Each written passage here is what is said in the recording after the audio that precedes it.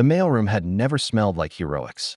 Ink, dust, and cardboard. That was Nora Martinez's kingdom. She was a contractor, not a soldier, and her badge said Postal Clerk in unambitious letters. Her days at Forward Operating Base Laramie were measured in parcels, not patrols. Coffee from home, dog-eared paperbacks, care packages heavy with cookies and lighter fluid. Soldiers called her Mail Lady, with the affectionate disinterest reserved for people who kept small comforts alive. She smiled, logged, and delivered. That was her war. What they didn't know was that Nora carried another war in her notebooks. Each day, on her delivery runs to outposts and checkpoints, she drew. Not for art, but for accuracy. She mapped the valley like someone knitting a blanket one loop at a time. Culverts where kids played soccer, bridges that trembled under fuel trucks, side roads that dead-ended into goat paths.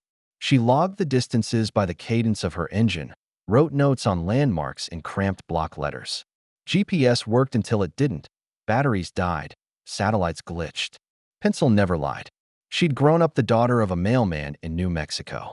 He had taught her routes weren't just lines on paper. They were memory, pattern, rhythm. He'd made her close her eyes in the passenger seat and tell him when the truck hit mile 2 by the sound of the tires on gravel. She'd learned to measure the world with attention. That habit had followed her into adulthood and into a war she hadn't expected to serve in. The ambush came on a Thursday afternoon. A battalion convoy, 30 vehicles, 200 men, was moving supplies through the valley, same as they had for weeks. Routine was always the enemy's favorite ally. The lead MRAP hit the bridge first. A shaped charge split the span in half, steel groaning, water roaring as concrete fell. The convoy halted, stretched across a road that had just become a killing ground. Gunfire snapped from the ridges. RPGs spiraled down like arguments no one could win. Chaos. Radios jammed with overlapping voices. Smoke rose where a cargo truck burned. The map and ops told commanders there was no way forward, no way back. GPS showed only a blinking icon on a road that no longer existed. Panic began to seep into discipline, that thin line between order and route. Nora was supposed to be safe in the mailroom, but she had been riding shotgun with the supply officer, chasing a late dispatch to an outpost further west. Her notebook sat open in her lap, pages fluttering with scrawled notes about culverts and crossings. When the explosion hit, when the convoy froze, when men started yelling that they were trapped, she looked down at her pencil marks and felt her stomach twist. "There's a way out," she said. Nobody heard. Too much noise. She shouted louder. "There's another road." The supply officer turned to her, face pale. "What are you talking about?" She jabbed her pencil at the page. "Here, 2 clicks north, an irrigation path. Narrow, dirt, but it loops west and connects with the farm road. If we stagger vehicles, we can clear the kill zone." The officer stared, then shook his head. "That's not on the map." "No," she snapped, "because your map doesn't know the valley." "I do." Gunfire cracked closer. Soldiers crouched behind tires, eyes wide. The lieutenant colonel in charge barked orders into a radio that spat static. "Command says hold. Reinforcements inbound in 40 minutes. 40 minutes was a lifetime in the kill box. Nora felt her throat tighten. "You'll all be dead in 40. The colonel's head whipped toward her. He was a man carved from years of command, hard-jawed, skeptical. "Who are you?" "Postal Clerk," she said. Her voice didn't shake. "But I've driven every road in this valley. I've mapped them. There's a way out if you trust me." The colonel's eyes narrowed. Behind him, a medic screamed for a tourniquet. The air stank of cordite and fear. He looked back at her notebook, at the pencil lines, at the certainty in her voice. For a heartbeat, command and procedure battled with survival in his gaze. Then he nodded once, sharp. "Show me." She slid off the seat, knees hitting gravel. Bullets sparked off metal nearby. She spread her notebook on the hood of the MRAP, tracing with her pencil. "Here's the bridge. Here's the culvert. The irrigation path runs north along the ditch. It's narrow, but passable single file. If we keep spacing tight, we can snake through." The colonel studied the marks. Around them, men bled and cursed. He slapped the hood. "All units, prepare to move north on my command. Follow the clerk's lead." There was disbelief. A civilian? A mail lady? But disbelief dies fast when orders shout louder. Engines roared. Nora climbed into the cab of the lead Humvee, notebook open, voice steady.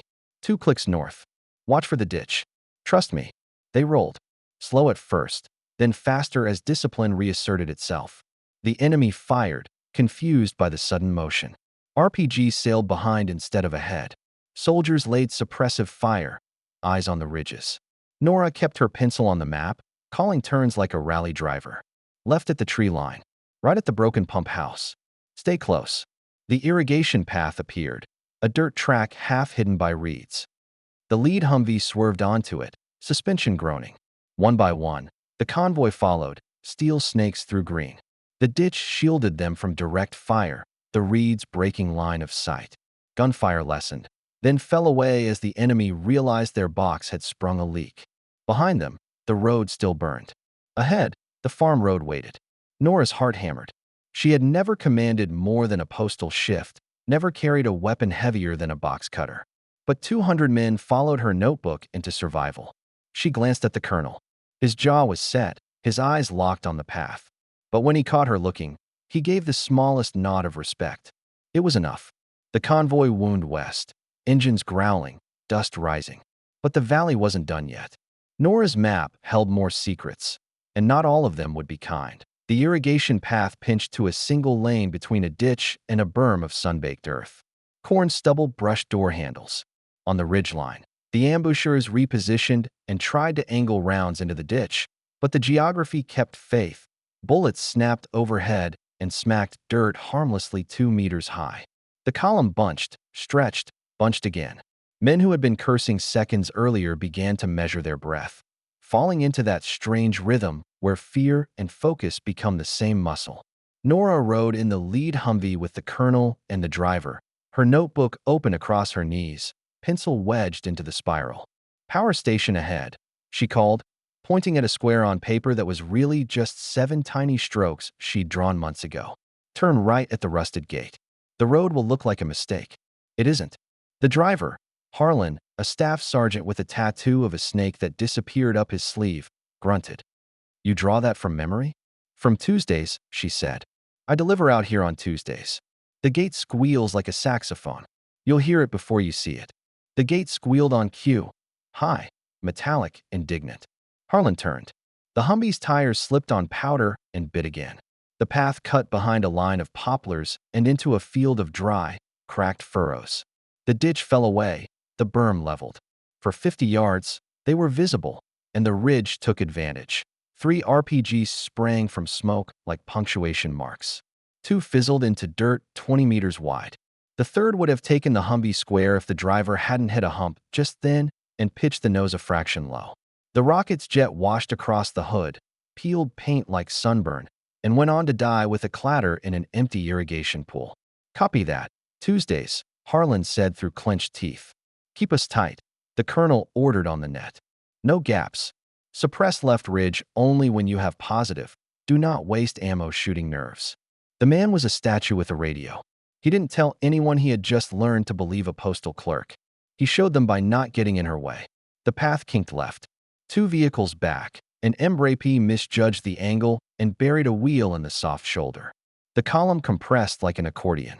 We're stuck, someone reported, breathless, too loud. Machine gun fire flared from the ridge, found steel, sparked off. A wounded private groaned in the back of a third truck. The road, which had been a miracle, started to feel like a trap that had rethought its terms. Nora was out the door before the colonel finished saying her name. Heat slapped her in the face. The stuck MRAP's driver revved. The tire spun clay into dust. She slapped the window and made an X with her forearms. Stop. He did. She pointed down the furrows and then to the berm. Don't fight it. Back 2 feet. Turn hard. Ride the ridge. She'd done it 100 times in her delivery pickup. Different weight, same ground. Harlan scrambled over, got the spotter's view, talked the other driver in inches instead of feet. The MRAP rocked, lifted, found purchase, climbed out. The column breathed as one animal and started moving again. They reached the low farm road Nora had promised. 2 ruts with a spine of grass between them. It ran west, hugging the belly of the valley where the land gentled into something people could live in. Somewhere behind, a whistle blew, a shepherd, not enemy, yet sound carries to the part of the brain that sees ghosts. The men flinched and then laughed at themselves because laughter is free and worth more than mail. Left at the pump house, Nora said. You'll see blue graffiti, 2 initials. The farmer's boys got bored one summer. The pump house appeared as instructed. Blue initials faded like a secret kept poorly. The convoy slid past, wheels drumming a new tempo that felt almost civilized. Half a mile later, a low concrete culvert crossed a drainage. On the map, it was an underscore under a line. In the world, it was a choke point exactly as wide as a truck and exactly as strong as the engineer who had poured it 25 years earlier. Harlan slowed. You sure about this? Nora had measured the culvert once by standing on it and counting paces with her eyes closed while a farmer laughed and asked if she'd lost a bet. Go, she said. One at a time. No stopping. If it moans, ignore it. He rolled on, the slab grunting under them like an old man getting off a couch. It held. The second vehicle crossed. The third started. Then the ridge barked again, a short stroke of automatic fire. A burst pinged the culvert wall. A chip of concrete fell. The fourth driver flinched and braked. The slab answered by dropping half an inch and cracking like ice on a pond. Move! The colonel shouted, voice turning thin with anger for the first time. The fourth vehicle gunned it, scraped, lurched over. The slab held a grudge and then a silence. Nothing collapsed. Nora could hear, impossibly, the squeak of a flex joint inside her notebook spiraling a little tighter. Once across, the road took them behind a low ridge that cut line of sight to the original ambush site. Gunfire dwindled to the occasional spiteful snap. The column accelerated into a space that felt like future. Men who had been looking left and right began to look forward. They had 3 miles of back road before pavement. Anything could happen in 3 miles. A goat herd, a washed-out ditch, a farmer who believed all wars were conspiracies against his irrigation schedule. The farmer came first. He stood in the road with his hands on his hips and the posture of a man who had made the same enemies every season and did not plan to add to the list. An old tractor idled behind him. 2 kids stared with wide eyes, more curious than afraid. Harlan slowed, tensing for negotiation he did not have language for. Nora leaned out the window and shouted in her rough Valley Arabic, the words good enough from months of deliveries and 10 years of grocery store Spanish. Borrow road. Fast. Killing behind. She pointed backward and made both hands into exploding flowers. The farmer's face changed from indignant to practical. He waved, big circles with his arms, like clearing birds, and then hopped onto the tractor seat to pull it off the ruts. The kids laughed and covered their ears as the convoy growled by inches from their bare toes. One kid held up 2 fingers not in peace, but as a count of how many cookies he had gotten from Nora last winter when snow was a rumor, and she had been the first American to know his baby goat's name. Shukran, Nora yelled. The farmer grinned, showing 3 good teeth and 1 confident gold one. Bring mail, he yelled back, which in this valley meant friendship as much as letters. 2 more turns. A dry stream bed to drop through and climb. A stand of eucalyptus to split. The road forked. Left to the river slab bridge, the one insurgents loved to seed with pressure plates when the moon was right. Right to the old orchard, and then a paved farm lane that rejoined the highway at Kiln House, where a blue door faced east and the owner served tea strong enough to polish boots. GPS would choose left because it was shorter by 1 kilometer and unaware of the orchard man's habit of locking his gate at noon. Nora chose right. Trust me, she said again, the refrain that had grown legs and now ran behind them repeating itself in every cab. They made the orchard by a miracle plus memory. The gate was closed as predicted, chain looped twice. Harlan swore softly, inventorying curses like ammo. Nora was already out with her notebook and her grandfather's box cutter. It isn't locked, she said, prying. The chain clicked free. She flung the gate open with the strength of 100 packages lifted and logged and slammed it against a post. Last man, drop it and loop it once, she said into the net. Don't leave gifts. As the column squeezed through the orchard, something new arrived. The stone-in-the-shoe stutter of headphones squealing on the command net. Brake, brake, this is Blackjack 2. GPS shows you're stopped at, static. Danger close, static. Someone had thrown a blanket over the satellites again. Or someone was on a hill with a laptop, telling the world a lie and hoping it would be believed, because convenience is a better salesman than truth. Nora ignored the hiss. The paved lane appeared, blessed black and stupid. She could have kissed it. Left, she said. Then straight 3 kilometers to Kiln House. They made the Kiln House with only one detour. A bus stuck in the lane with a tire blown to lace, the driver asleep on the hood in the shade of his own misfortune. He woke to a battalion threading past and blessed them 3 times in a language older than any map. At the blue door, the owner, an old woman with hair like paper and the stare of a judge, stepped out, spat once into the dust like punctuation, and crossed herself in a gesture that did not belong to this part of the world. She had been to Europe as a girl. She had learned 2 or 3 extra gestures and kept them for days like this. Go, she said to Nora in English learned from a radio. Go, go, go. They went. The farm lane dropped them onto a secondary highway that curved west toward a district center with a medical clinic and a mosque painted the color of expensive toothpaste. 30 minutes downstream, the battalion's QRF had set a hasty blocking position, and beyond that the valley widened into obedience. The problem, of course, was the part between here and there. 2 pickups appeared in the rear view, technicals with bed-mounted guns that make noise out of vanity and holes out of men. They'd cut south to intercept, wrong-footed by the initial escape, but still very interested in turning a miracle into a chase scene with a sad ending. The rearmost vehicles, fuel bozers, slower by nature and heavy with potential, made the most obvious targets. The colonel divided his attention like a card sharp, half for what Nora whispered, half for the net's sudden chatter as the tail called out contact. Ambush at 6 o'clock, someone said, trying to sound calm. 2 technicals, closing. Rear section, peel right, use culverts for cover, the colonel ordered. Front section, maintain speed. Do not split into 3, 2 is our limit. He looked at Nora. Anything clever between here and the block? Nora flipped pages, found a sketch, 2 rectangles, an arrow, a scribble that had likely meant it smells like mint here on the day she drew it. Floodgate, she said. Irrigation control, concrete sluice. If you crank it, the ditch jumps its banks and the low shoulder floods. Mud like glue. How far? 800 meters. Right shoulder. Can it be operated by a miracle? By a wrench, she said, and ripped the page from the notebook, drawing a box around the sluice and an X where the lever Saturday, and a person who doesn't mind getting yelled at by a farmer next week. I've got a wrench, Harlan said without taking his eyes off the road. So do I, said the colonel, which would have been a joke on any other day. They reached the sluice. Harlan braked hard enough to make Nora's seatbelt lock. The colonel was out first, then Nora, then 2 soldiers who had been waiting for a chance to be ridiculous on purpose. The lever refused to budge until it did. Steel shrieked. Rust dust snowed down like the valley objecting. The gate lifted. Water that had been dozing behind it woke up with an attitude. The ditch boiled. The low shoulder turned from dust into soup in 30 seconds flat. The technicals came around the bend at 60 miles per hour and made the kind of calculation men make when they don't respect dirt. The first hit the new mud and slewed sideways, tires grinding into a brown wave that grabbed and hugged and would not let go.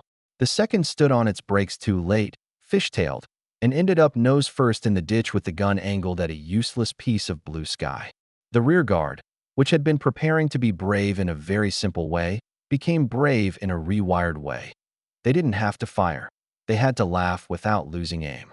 They held fire. The technical crews abandoned metal and ran for the trees, smaller in defeat than they'd been in the confidence of an open lane. They moved again. The QRF's blocking position came into view, a low crescent of armored vehicles across the road like a polite threat.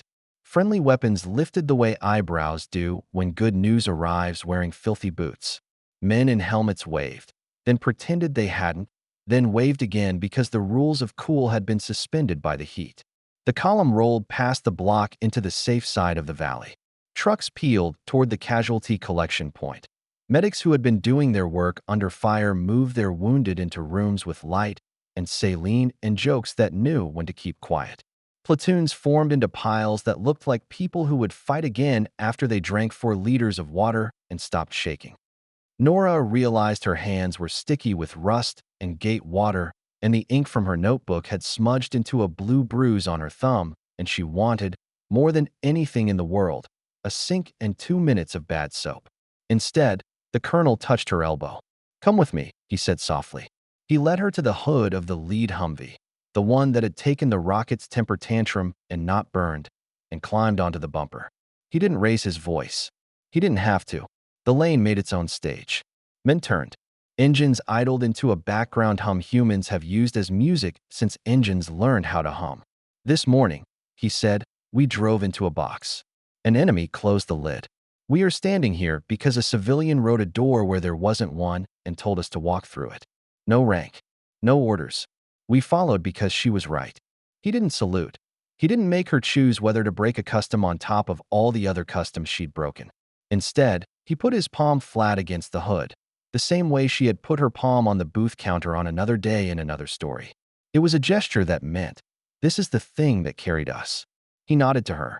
The men understood. Hands lifted and then pressed against steel and then fell, a ripple of acknowledgement more honest than a parade.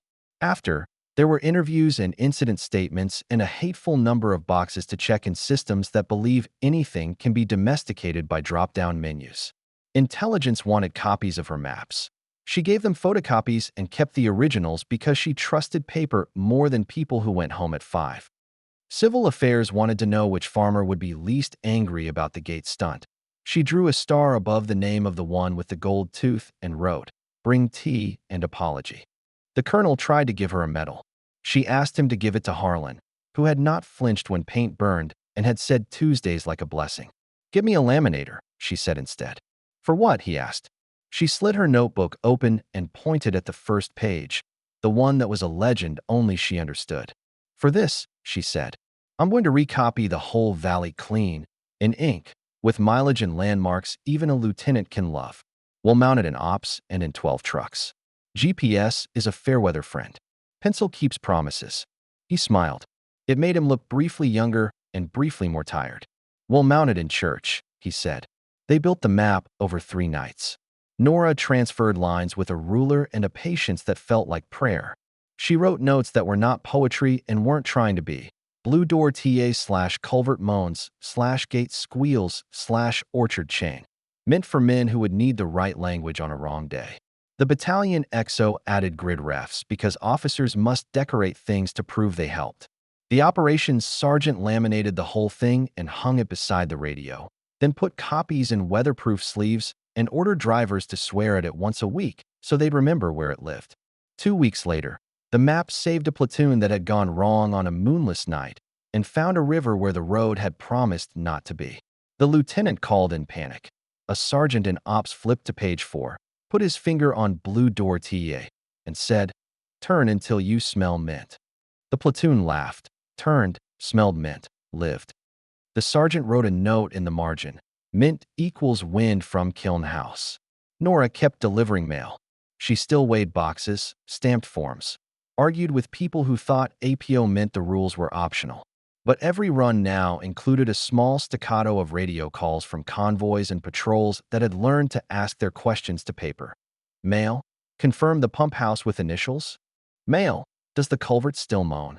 They called her Mail because it was the only rank she needed. Months later, when rotations had moved men like cards in a deck and the ridgeline had new shapes of enemy and new ambitions, Public Affairs asked to shoot a photo of Nora standing beside the laminated map. She agreed, then stood off to the side while they framed the shot, and when the sergeant with the camera said, "Closer to the map," she shook her head. "Get a shot of the hands," she said, and pointed at the drivers and corporals who had their palms pressed flat against the plastic, tracing routes with the seriousness of men memorizing a prayer. The sergeant understood and took a picture that made no one famous and everyone better. On her last day before redeployment, the battalion held a barbecue that tasted like propane and home. The colonel found her by the tailgate where she was pretending to be a person who didn't know that goodbyes are things best done like bandages. Fast, and with only enough words. He handed her a small tin. Inside was a compass with a cracked lid and a face that had measured thousands of aimless seconds. "It belonged to a captain in another war," he said. "He got lost and still found a way. You get lost less. Keep it anyway." She laughed, then startled at how quickly laughter becomes salt at the corners of eyes. "I'll keep it in the glove compartment," she said. "Next to the donuts." He stuck out his hand. She shook it. He didn't say hero. She didn't say luck. They both said, with the look people share when a story is true and doesn't need decoration, we got a Tuesday.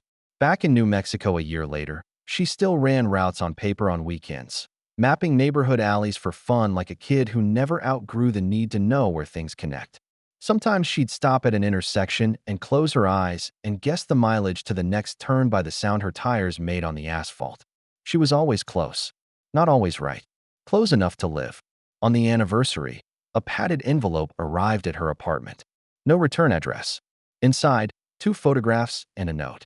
The first photo showed the laminated map hung in a new ops tent with new thumbtacks and the same coffee stain from a spilled cup that had become part of the cartography, like a brown, irregular lake. The second showed a scratched Humvee hood with a dozen handprints in dust, all sizes, all angles, like a cave painting drawn by men who were smiling off camera. The note said, "We still touch the hood. We still listen to the woman with the pencil." Nora pinned the photos to a corkboard above her desk with the cracked compass hanging between them. She went to work on Monday and weighed boxes and stamped forms and argued fairly about fees.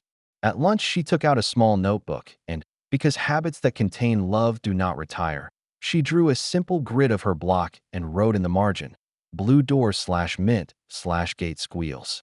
A coworker asked what she was drawing. She said, "A way out, just in case," and smiled when the coworker laughed because she knew that one day the laugh might become gratitude.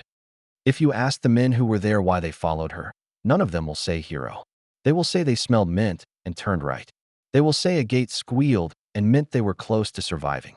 They will say the road wasn't on the map until a civilian drew it and dared them to believe. They will say, when the night gets quiet and the coffee is bad and the maps are good, no rank, no orders. Still, the battalion followed her hand.